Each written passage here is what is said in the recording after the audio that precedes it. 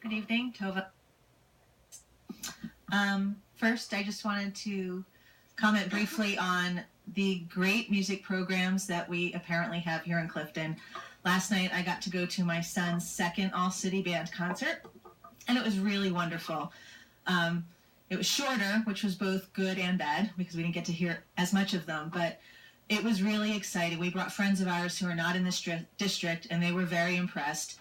And like last year, Jesse left very excited again about his trumpet and getting to keep playing. So, yay. The other thing I wanted to say was I wanted to thank this board for adding the day for Eid onto our calendar for next year. It is entirely appropriate that for a population as large as the Muslim population in Clifton is, that their holiday is recognized. So, thank you. I gave you two. Now I'm going to talk about Park. My husband came and spoke on my behalf a couple of weeks ago about the Dana Egreczky show. And I know that members of this board agree that some of what she was saying was inappropriate. I don't know that all of the parents in the district know quite to what extent she is being inappropriate. She spread a lot of not only misinformation, but really criminal is a little strong, but to go out as an official and say things like this. What if my child cannot meet future benchmarks? If your child cannot meet future testing benchmarks, then he or she will not be ready for college or work. His or her life will never be, in big red letters, will never be what it otherwise might be.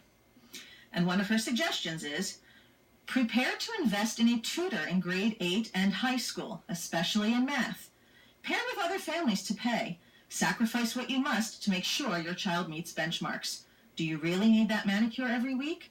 Do you really need to get the newest iPhone? That was, word for word, one of her slides. Here's another one. What if my child is a special needs student? You should be on the corner with a placard showing your support for Park.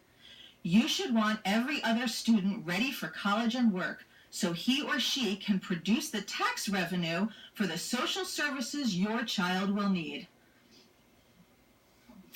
Everybody should be really mad that this woman came not just to this district, but has been trouncing all around New Jersey, telling parents that our special needs kids are going to be a drain on society. And for that reason, we should be supporting Park so everyone else's kids can support ours. Federal regulations mandate that special needs students take the state's test with their class as defined by age level, not ability. That's true. Often, this puts more seriously disabled individuals in stressful situations. But better that than to discover belatedly that your child might be able to do more than you or your teachers think. So parents, you don't know what your kids can do, and their teachers apparently don't know what your kids can do either. They need this test created by corporations to tell us what our kids can and can't do. Thank goodness we have them. This is a memo from the Central Square Central School District in New York. I'm just going to read a little piece of it because there's no reason why we could not do something similar. The Board of Education would like to inform our parents and community of the following. The New York State Commissioner of Education has said the decision of whether a student should take the state assessments is ultimately for that student's parent or parents to make. Regents Chancellor-elect Betty Rosa said, my recommendation is that parents should be informed and parents should make their own personal decisions. If I was a parent of a school-aged child, I would opt out at this time.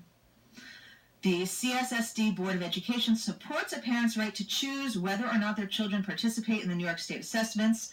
A sample letter for parents is provided here, and there's a link. We can do better than what we're doing for all of our kids, and also saving millions of dollars. Thank you.